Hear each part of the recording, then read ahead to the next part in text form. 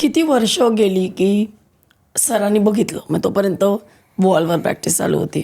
मला वाटतं पहिले स्टेट टुर्नामेंट इंटर स्कूल होईपर्यंत तरी काही सरांना माहीत पण नव्हतं मी अकॅडमीमध्ये आहे.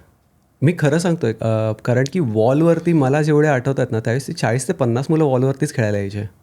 फलटणमध्ये? हो हो हो. आणि पहिली गोष्ट तर फीस ₹50 महिना. म्हणजे मुंबईत जर टेनिस कोर्टवरती जर अकॅडमीवरती गेला माणूस तर तो 15 ते 20 हजार रुपये महिना भरणार मुंबईमध्ये. तिथे त्यांचा मेंटेनन्सचाच कॉस्ट काढणार आहेत त्या. आता मुलगा ₹50 देऊन तर किती जण येणार? तर 100 जण येऊ शकतात तिथे. तर त्यातले मला वाटते प्रत्येक कोर्टवरती 4-4 जण असायचं डीपर्यंत. डी कोर्टचं सगळ्यात वर्स्ट होतं ते सिमेंट दिसायचं, त्यामुळे तिथे कोण जायचं नाही. सो कोण नसेल तर आपण एक संधी मिळेल असा एक. पण बाकी खूप गर्दी होती वॉलवरती. म्हणजे मला वाटतं मी आत्ता जर ती गर्दी बघेन तर मी लांब राहीन, एवढी गर्दी मी तिथे होते. पहिल्या इंटरस्टेटपर्यंत काहीच नव्हतं. मला वाटतं पहिल्या इंटरस्टेटला पण इंटरस्कूलच्या वेळेस आई बाबा पहिल्यांदा आले की हा टुर्नामेंट खेळतो आहे. इंटरस्कूलला? हां, इंटरस्कूलला.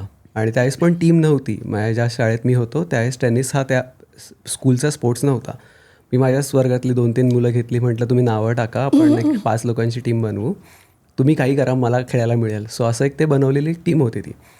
सो तिथून मग थोडं आई आणि बाबांचं एक बोलणं झालं की याचा इंटरेस्ट आहे तर आपण एक संधी देऊन बघूया त्याला, काय ह्याचा विचार कसा चालला आहे. मग तिथे एक नॅशनल्स खेळलेले काही सिनियर्स होते, त्यांच्याशी आईचं आणि बाबांचं काही बोलणं झालं की ह्यांनी कुठला पाथ आता निवडणं गरजेचं आहे, हा कुठल्या टुर्नामेंट्स खेळायला पाहिजेत ह्याने.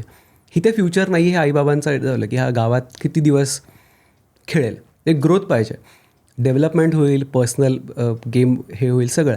पण त्याच्या पुढे खेळण्यासाठी म्हणजे त्याला आता त्याला स्टेट्स खेळायचे आहेत, नॅशनल खेळायचे आहेत, इंडिया खेळायचं असेल तर कुठे. मग त्यांनी थोडंफार गायडन्स दिला की तुम्ही हे जाऊन रजिस्टर कराल का, हा त्यांचा टुर्नामेंटचा एक चार्ट असतो, तिथे तुम्ही टुर्नामेंटला पाठवा.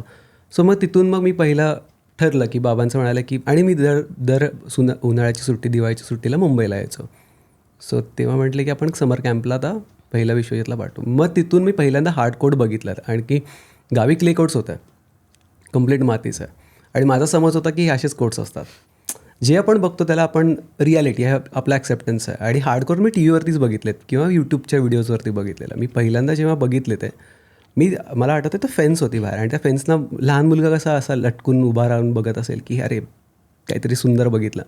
मला अजूनही आठवतं 20 मिनटं तर मी हल्लो नव्हतं, मी फक्त बघत होतो हे कोर्ट्स दिसतात कसे, आणि मी उद्या ह्याच्यावर खेळणार आहे ह्याच्यावरती. मुंबईला पहिल्यांदा मी क्ले कोर्ट्स फक्त बघत होतो.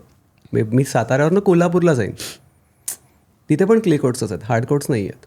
सो मी पहिल्यांदा हार्ड कोर्ट्स बघितले तर अच्छा इथे मोठे प्लेयर्स खेळतात का, म्हणजे एक तो अजून पण मी आजही जरी टेनिस कोर्टवर जातो ना, मला ते अजूनही ती फील आहे की मी परत एकदा नवीन खेळतो आहे काहीतरी.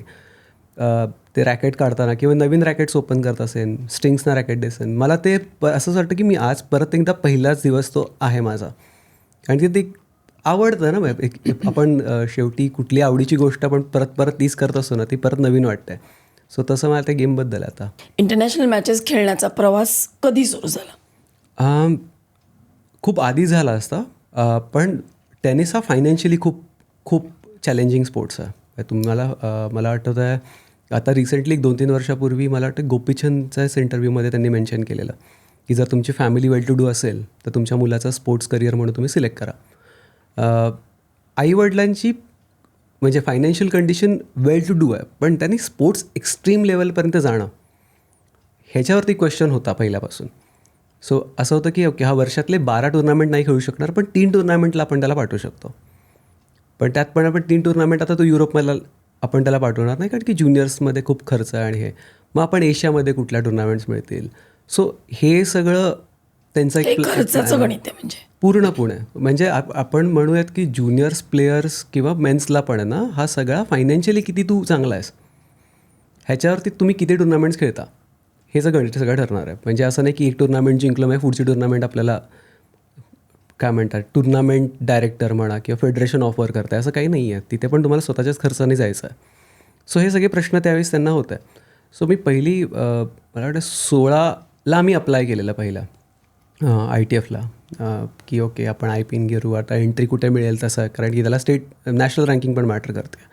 सो तिथून मग ते क्वेश्चन्स क्लिअर करता मी मग ठरलं की ओके आता हे खेळेल, आणि मग तिथून ती गोष्ट सुरू झाली माझी.